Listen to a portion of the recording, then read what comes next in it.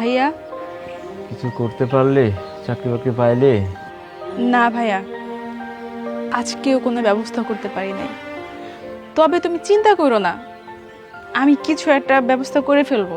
আমি তো আমাকে নিয়ে চিন্তা করতেছি না, আমি তো তোকে নিয়ে চিন্তা করি রে। জানি ভাইয়া, তুমি আমার নিয়ে অনেক চিন্তা করো, কিন্তু কি করবা কও? আমাকে পাশে তো আর কেউ নাই। তুমি চিন্তা করো না, আমি কিছু একটা ব্যবস্থা করে ফেলবো। আজকে না হোক কালকে চেষ্টা করব। চাকরি তো একদিন না একদিন পাবোই, তুমি চিন্তা করো না। হয়তো একটু সময় নিতেছে, কিন্তু চাকরি আমি পাবো। এই সময় আমার এই অবস্থা, আর ভাল লাগে না রে, আর ভালো লাগে না। তুই একটা মাত্র বোন আমার, কত না কষ্ট করিস আমার জন্য। যে কষ্টটা এখন আমার করার কথা, সেই কষ্টটা এখন তোর করতে হচ্ছে। না ভাইয়া, তুমি এইভাবে কেন বলতেছো? এটা তো জাস্ট একটা অ্যাক্সিডেন্ট, এটা তো আমারও হতে পারতো, তাই না? এইভাবে বইলো না। আর আমি তো তোমার একটা মাত্র বোন, আমি তোমার পাশে না থাকলে কে থাকবো বলো? আমি তো তোমার সব, আর তুমি তো আমার সব। তোমার জন্য না হয় এতটুকু কষ্ট আমি করলাম। এই যে শুনছেন, কাইন্ডলি একটু এদিকে আসবেন।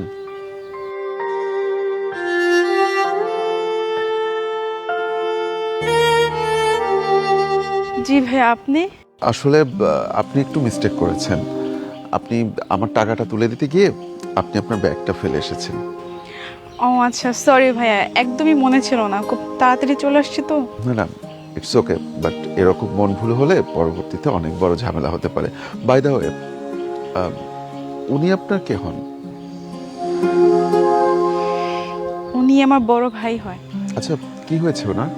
কিছুদিন আগে একটা অ্যাক্সিডেন্টে ওনার এক হাত এক পা অবশ হয়ে গিয়েছিল। So sad. ভাইয়ের যত্ন নেবেন আর নিজেও ভালো থাকবেন। আল্লাহ হাফেজ।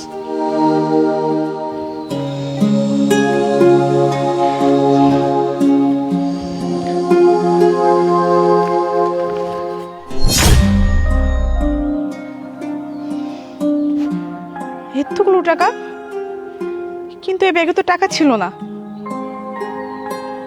তার মানে আল্লাহ কি আমাকে মুখের দিকে তাকাইছে নাকি? ভাইয়া,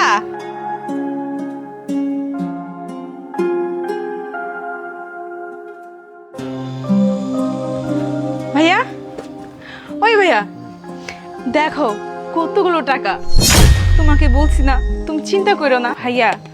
আমার মনে হচ্ছে কি, আমাদের সব কথা মেবি উনি দূর থেকে সব শুনে ফেলছে। শুনে হয়তো বা উনি আমাদের এই উপকারটা করলো। ভাইয়া যাই হোক, আমাদের তো টাকাটা প্রয়োজন ছিল অনেক, তাই না? এই টাকার জন্য কত দিন ধরে ঘুরতেছি, তুমি অসুস্থ হয়ে ভুগতেছো।